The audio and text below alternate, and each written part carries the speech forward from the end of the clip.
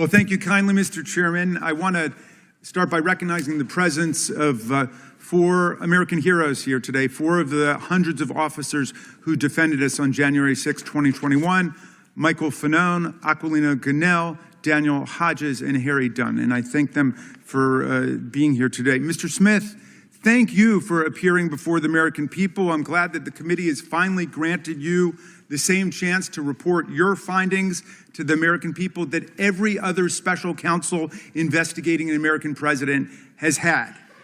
The good chairman started by saying, it's all about the politics. Well, maybe for them, but for us, it's all about the rule of law and who's going to stand by the rule of law and who's going to oppose it. Now, Mr. Smith, you're one of America's great prosecutors. For nearly 3 decades, you worked for justice under both Republicans and Democrats. The Manhattan DA office, where you prosecuted sex crimes and domestic violence cases. The Eastern District of New York, where you prosecuted murderers, rapists, gangbangers, and other violent criminals.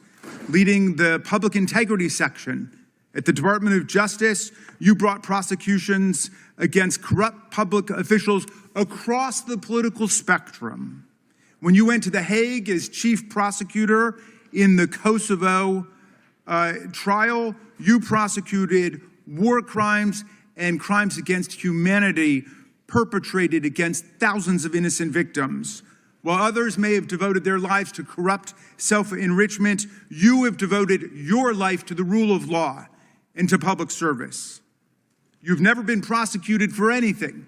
You've never been convicted of anything. As far as I can tell, you've never even been the subject of a disciplinary proceeding over the course of your multi-decade career. But Donald Trump says you're a criminal and you belong in prison. He says you belong in prison, not because you did anything wrong, mind you, but because you did everything right. You pursued the facts, you followed the law, you stuck with extreme caution to every rule of professional responsibility. You had the audacity to do your job. Everybody here knows what you did wrong in Donald Trump's eyes and why he says you belong in prison. You found, and I quote from your sworn testimony before the committee, you found proof beyond a reasonable doubt that President Trump engaged in a criminal scheme to overturn the results of the 2020 election and to prevent the lawful transfer of power. When asked whether you believe the evidence was enough to obtain a criminal conviction against Donald Trump at trial, you had a one-word answer: yes.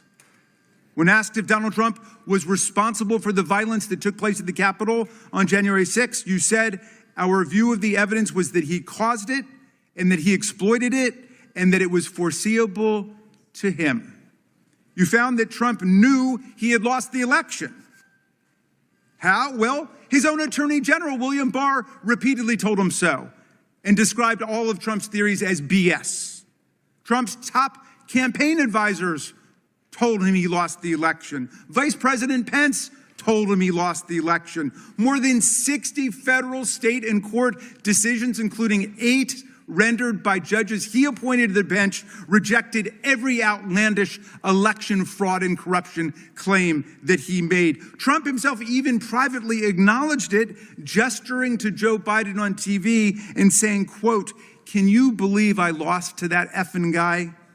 He knew he lost, but he threw everything into his big lie, which some people, even in this room to this day, will stand by and swear by.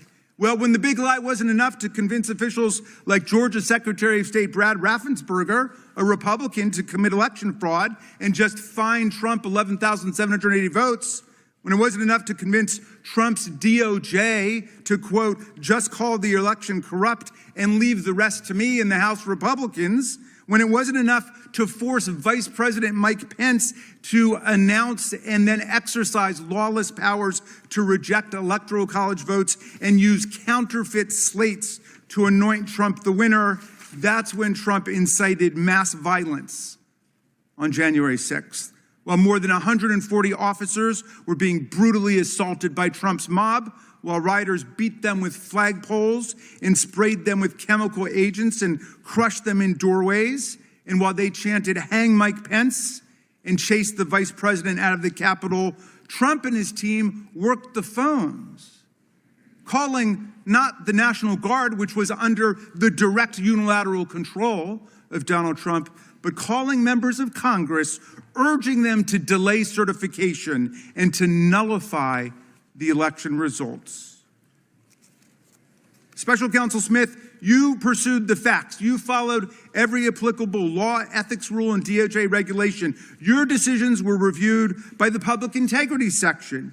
You acted based solely on the facts, the opposite of Donald Trump, who now has purported to take over the Department of Justice. He's in charge of the whole thing under his unitary executive theory, and he acts openly, purely based on political vendetta and motives of personal revenge, and he doesn't deny it. Our colleagues have complained about the special counsel's review of toll records, which are phone records like a phone bill, showing only the timing and duration of calls and containing no content, no substance whatsoever from the calls. But those records were lawfully subpoenaed because Donald Trump made those members of Congress relevant to the investigation. It was Trump who chose to call them to advance his criminal scheme. As you testified, Mr. Smith, if Donald Trump had chosen to call a number of Democratic senators, we would have gotten toll records for them too. I trust our colleagues get the point because America certainly gets the point. There is much Mr. Smith still can't talk about, though we know he badly wants to. His investigation developed what he calls powerful evidence that Trump stole documents containing our country's most sensitive secrets, hoarded them in the ballrooms and the bathrooms of his well-trafficked Mar-a-Lago social club. He showed them off to visitors.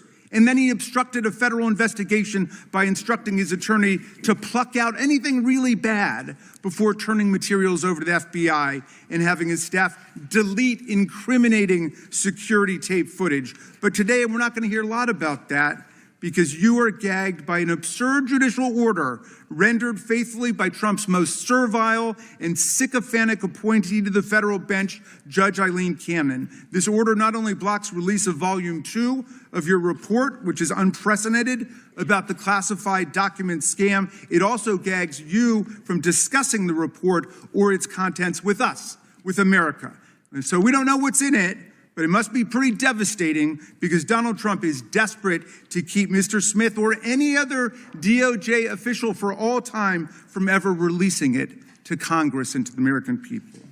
Now, Mr. Smith, if any of our colleagues foolishly choose to attack you and vilify you today, and I know that's not going to happen from some serious prosecutors over there like Mr. Knott and Mr. Schmidt, who understand what federal prosecutors do and what the rule of law means. But if anybody decides to attack you personally, they will only be revealing their own ignorance of what prosecutors do and their own indifference to what the rule of law requires in America.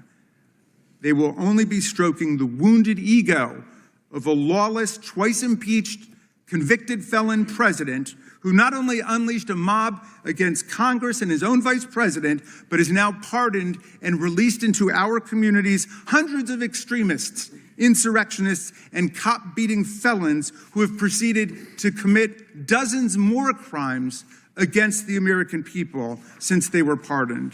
Mr. Smith, I understand you are a long-distance marathon runner. I read that you're a triathlete who's done more than 100 triathlons and 9 Ironman competitions. You are in the fight for justice and the rule of law for the long distance, for the long haul, and I thank you for that. And we should all try to follow your example. America looks forward to your testimony today. I yield back to you, Mr. Chairman.